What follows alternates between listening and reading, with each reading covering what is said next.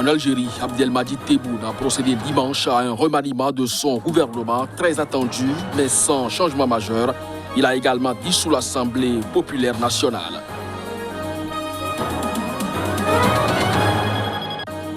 Le M5, le mouvement qui a contribué à la chute du président Ibeka, a organisé à Bamako ce dimanche son premier meeting après le coup d'État. Le meeting s'est néanmoins tenu sans la participation ou le soutien de Mahmoud Dicko. Au Nigeria, 7 personnes qui se trouvaient à bord d'un avion militaire ont été tuées dimanche dans le crash de leur appareil près d'Abuja. Elles participaient aux opérations de surveillance après le kidnapping dans un pensionnat.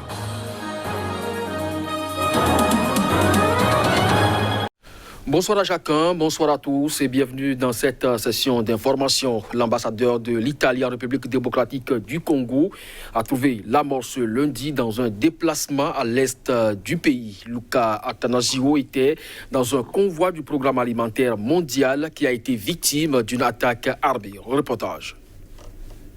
Il s'appelait Luca Attanasio. Depuis le 5 septembre 2017, il était pour l'Italie, son pays, chef de mission à Kinshasa, en République démocratique du Congo. Il a été confirmé sur place en tant qu'ambassadeur plénipotentiaire extraordinaire, accrédité en RDC le 31 octobre 2019. Ce 22 février, alors qu'il était en visite près de Goma avec le Programme alimentaire mondial, PAM, le convoi a été pris pour cible par des hommes armés. L'ambassadeur a été touché par balle à l'abdomen et avait été évacué vers un hôpital à Goma. Il en est mort par la suite. Une mort confirmée par le ministère italien des Affaires étrangères. Saluant sa mémoire, le président italien a dénoncé une attaque lâche. L'Union européenne, elle, se dit préoccupée. Nous avons vu les informations concernant l'attaque du convoi de l'ONU, y compris un premier bilan faisant état de la mort de l'ambassadeur d'Italie. Les nouvelles sont extrêmement préoccupantes et nous suivons la situation de près avec la délégation de l'UE en RDC. Le chef de la diplomatie en a fait part au Conseil des Affaires étrangères et présente ses condoléances à l'Italie, à l'ONU et aux victimes des violences au Congo. 2 autres personnes ont également été tuées pendant l'attaque, a indiqué de son côté le major Guillaume Diké, porte-parole de l'armée dans la région du Nord Kivu, sans préciser l'identité des victimes. Les 2 autres victimes seraient le chauffeur et le garde du corps de l'ambassadeur, d'après plusieurs sources. En Algérie, Abdelmadjid Tebboune a procédé dimanche à un remaniement de son gouvernement très attendu, mais sans changement majeur, de l'équipe face au mouvement de protestation populaire, le Irak, qui marque ce lundi son 2e anniversaire. Il a également dissous l'Assemblée populaire nationale.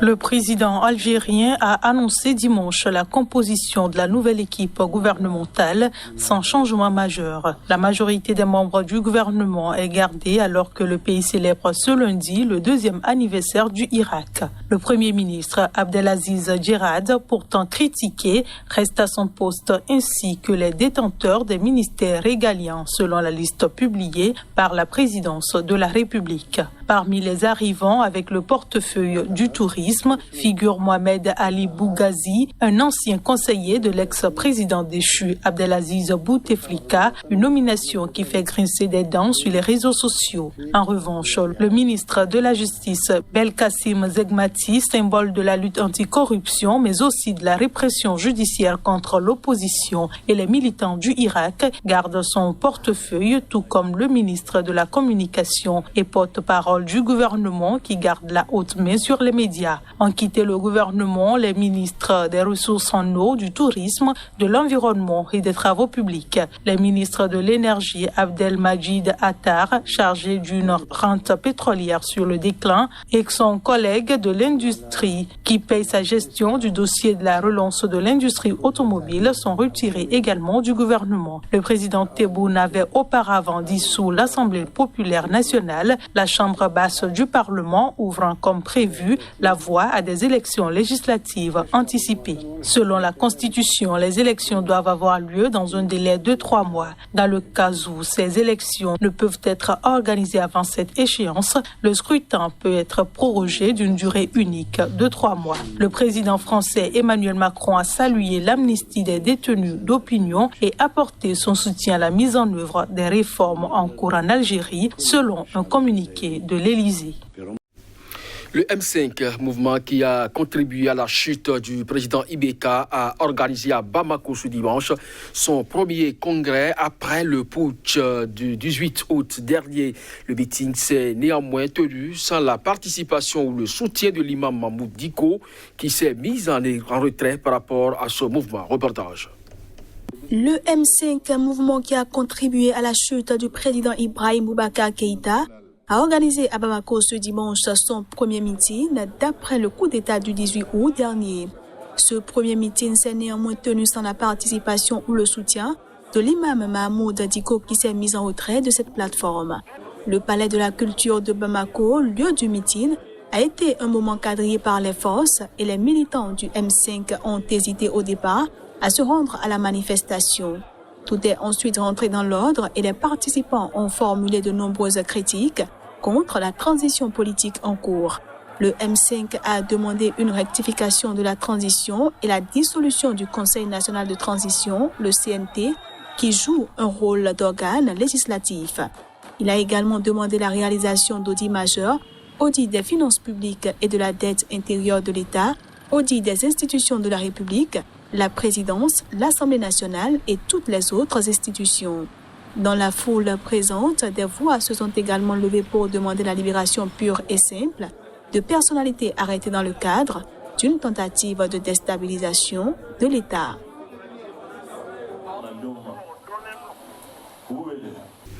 Au Tchad, deux principaux opposants menacent de boycotter l'élection présidentielle du 11 avril prochain. Saleh Kebzabo de l'Union nationale pour la démocratie et le renouveau et également Kouraya Meda de la Convention tchadienne pour la paix et le développement réclament depuis 5 ans le remboursement de leurs frais de campagne prévus par la loi, mais que le pouvoir peine à remettre. Reportage. Saleh Kebzabo et Laouké Médard ont obtenu respectivement 12% et 10% des voix lors de la présidentielle de 2016. Ces scores devraient leur donner droit au remboursement de leurs dépenses de campagne, comme l'explique Laouké Médard. Pour les présidentielles, le plafond des dépenses remboursables est de 1 milliard de francs CFA si le candidat obtient un score d'au moins 10%. Le remboursement concerne 30% des montants dûment justifiés en recettes et en dépenses et après quitus de la Cour des comptes. Mais depuis, alors que le parti au pouvoir s'est fait rembourser, les deux partis d'opposition réclament en vain leur dû et menacent de se retirer de la présidentielle de cette année. Nos formations politiques prennent à témoin l'opinion nationale et internationale que si cette disposition de la loi n'est pas respectée dans un délai de 3 jours francs, elles seront contraintes de se retirer du processus de l'élection présidentielle du 11 avril prochain. Une dizaine de personnalités se sont annoncées candidats à l'élection présidentielle du 11 avril prochain face à Idriss Déby Itno qui est candidat à un 6e mandat. Au Nigeria, 7 personnes qui se trouvaient à bord d'un avion militaire ont été tuées dimanche dans le crash de leur appareil près de la capitale Abuja, selon un porte-parole de l'armée de l'air. Elles participaient aux opérations de surveillance après le kidnapping dans un pensionnat. Reportage. L'avion qui s'est écrasé au Nigeria devait mener une mission de surveillance au-dessus de l'État du Niger et ses environs dans le cadre des efforts pour obtenir la libération des élèves et du personnel kidnappés dans un pensionnat. Les 7 personnes à bord sont malheureusement toutes mortes dans l'accident selon Ibikunle Daramola, porte-parole de l'armée de l'air. La cause du crash n'était pas connue à ce stade, mais des responsables ont indiqué que le pilote avait fait état d'un moteur défaillant. Une enquête a été ouverte pour déterminer les circonstances exactes de l'accident, a indiqué l'armée de l'air.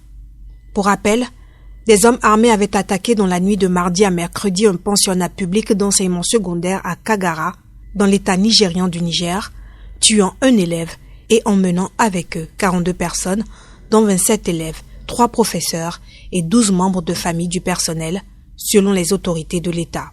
Quelques heures après l'attaque, le président nigérien Muhammadu Buhari avait ordonné aux forces de sécurité de ramener immédiatement tous les captifs indemnes et l'armée et la police ont indiqué qu'elles traquaient les ravisseurs. La traque a porté donc deux fruits, le vent de liberté pour les 54 otages récemment retenus dans le centre du Nigeria. Ils sont relâchés depuis ce dimanche par leurs ravisseurs. Aucune précision sur les conditions de cette libération n'a été apportée par les autorités qui ont toujours affirmé qu'elles ne paieraient pas de rançon pour libérer les otages des bandits. Dans un tweet, le gouverneur de l'État du Niger, où les otages ont été kidnappés, s'est dit ravi de recevoir les 53 passagers de bus qui avaient été enlevés par des bandits armés il y a une semaine. Nous avons passé une semaine de dialogue, de consultation, de travail acharné et de nuit blanche parce que nous devons obtenir leur libération dans les plus brefs délais, a seulement indiqué la porte-parole du gouverneur dans un communiqué. Les 53 ex-otages enlevés près du village de Koundou dans un bus d'une compagnie d'État ont subi un examen médical avant de retrouver leur famille, a-t-elle ajouté.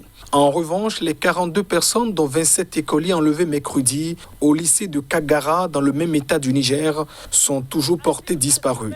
Les otages sont toujours entre les mains de leurs ravisseurs, mais tout est fait pour assurer leur libération à printemps. Lors de deux autres attaques la semaine dernière dans le même état, des hommes armés ont tué 10 personnes et ont enlevé au moins 23. Généralement décrits comme des bandits par opposition à des djihadistes ou à des militants séparatistes, les ravisseurs vivent dans la forêt de Rougou aux confins des États de Zamfara, Katsina, Kaduna et du Niger. Le nord-ouest et le centre du Nigeria sont la zone d'action de prédilection de ces bandes criminelles qui multiplient les enlèvements contre rançon et les vols de bétail. C'est cette information que se referme ce journal. Merci à vous de nous avoir suivis. Bonne suite de programme sur SICA. À très bientôt.